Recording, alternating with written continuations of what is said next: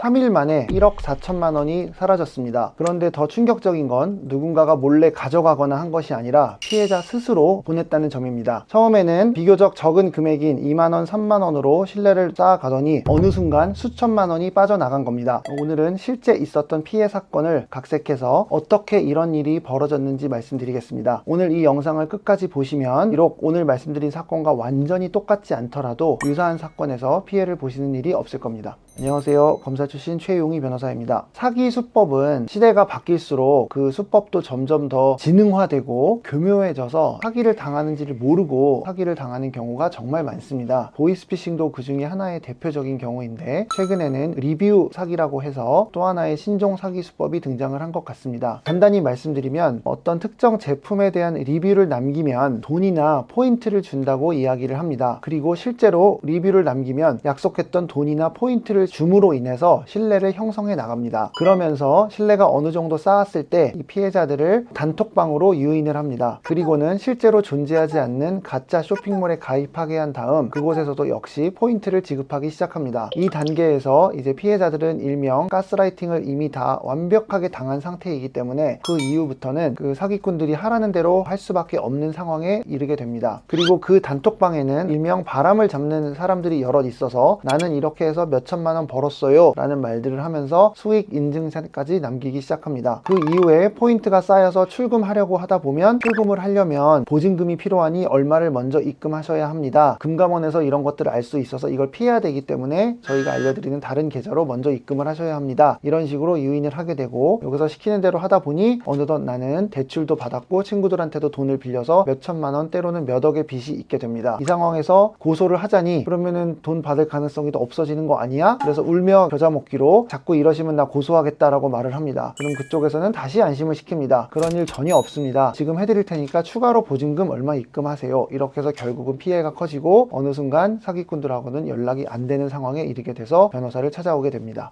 이런 사기 사건 들으면 듣는 입장에서는 또 이런 거에 어떻게 속아 넘어갔을 거라는 생각이 들기도 하거든요. 저도 모르게 그만 혹은 어느 순간 제가 그렇게 됐더라고요. 전 이게 다 남 얘기인 줄 알았지 제가 이럴 줄 몰랐어요. 다 이런 말씀을 하시는데 이게 꼭 그 사기 수법이 지능화돼서가 아니라 결국은 처음에는 신뢰를 형성합니다. 그래서 신뢰를 형성하면서 매우 작은 수고임에도 불구하고 그에 걸맞지 않는 큰 대가를 줍니다. 그리고 다음은 더 큰 이익을 볼 수 있는 기대감을 형성하게 하고 그에 대해서 이제 일정한 돈을 요구하면서 점점 피해가 커지게 됩니다. 그래서 이런 분들 상담을 하다 보면 사안마다 다르지만 때로는 이렇게 말씀드립니다. 이거 돈 찾을 확률 제로입니다. 그러나 돈을 받는 건 그 사람이 돈이 있어야 되는 문제가 있지만 처벌은 그 사람만 찾을 수 있다면 처벌은 가능하기 때문에 고소를 희망하시면 도와드리겠다. 그러나 상대방을 못 찾을 수도 있고 찾는다 하더라도 지금 나의 생각과는 달리 어떠한 이유로든 사기가 아닐 수도 있기 때문에 그렇게 됐을 때는 선생님의 입장에서는 결국 돈도 못 받고 처벌도 못 받고 이런 와중에 아깝게 변호사 비용만 더 날렸네 이런 결과가 있을 수 있으니 이런 점들을 신중하게 판단하고 결정하시라는 말씀을 드리고 있습니다.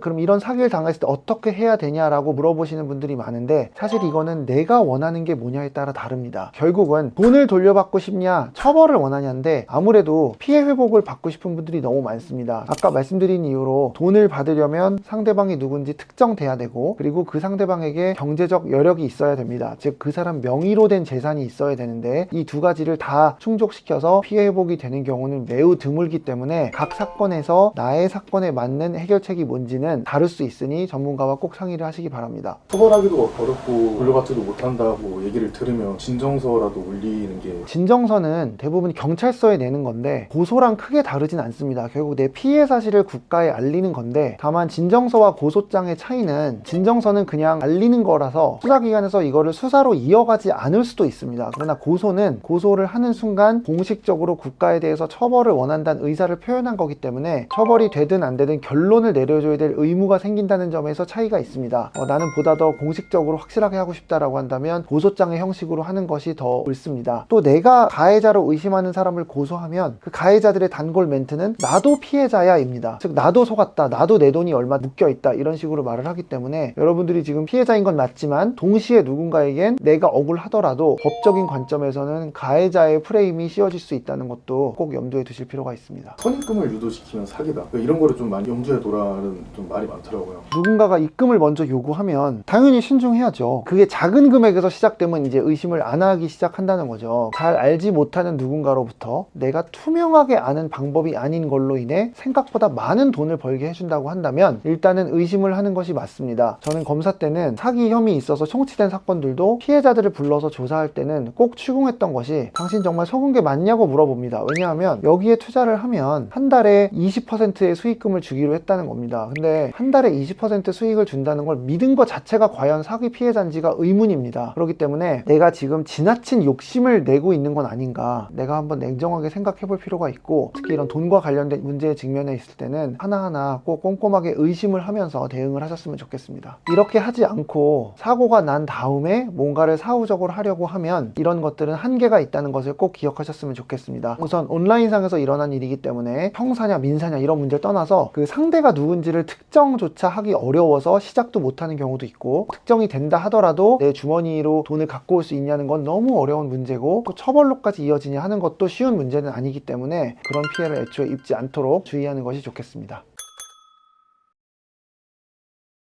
이런 사건은 증거 모으기가 어렵지 않은 이유는 별게 없어요. 돈 보낸 은행 기록, 내가 리뷰 쓴 거, 카톡으로 대화 나눈 거, 새로운 증거를 잡아야 되는 경우는 사실은 많진 않아요. 상대방을 미리 만난 적이 있다면, 그 사람의 신원을 확보할 수 있는 자료가 있다면 너무 좋겠지만 이건 다 어차피 온라인으로 하는 거라서 누굴 만날 일도 없거든요. 그래서 증거 확보가 문제되는 경우는 생각보다 많진 않아요. 근데 나랑 같은 방법으로 피해를 본 사람이 여러 명이 있다면 그거는 더 좋은 점일 것 같아요. 아무래도 수사기관에서도 피해자가 더 많으면 비중 있게 다룰 수밖에 없고, 각자 피해 입은 사건이 여러 개 있으면 그냥 아유 그냥 또 하나의 온라인 사기구나 이러고 넘어갈 수 있지만, 같은 단톡방, 같은 조직으로부터 피해를 당한 사람이 여러 명이 뭉친다면 목소리를 더 크게 낼 수 있는 장점은 있을 것 같아요. 피해를 보고 나서 정말 식은땀 흘리며 살아갈 의지를 거의 상실해간 상태에서 찾아오시는 분들을 보면 참 마음이 아플 때가 많습니다. 제가 변호사로서 해드릴 수 있는 게 또 많지 않은 경우는 더욱더 마음이 아픕니다. 그래서 오늘 말씀드린 내용들 잘 참고하셔서 부디 피해가 없도록 하셨으면 좋겠고, 만약에 피해를 받았다면 일단은 최소한 법률 전문가를 찾아가서 혹시 법적으로 취할 수 있는 조치가 없는지 상담을 받으셨으면 좋겠습니다. 이상 최영희 변호사였습니다. 감사합니다.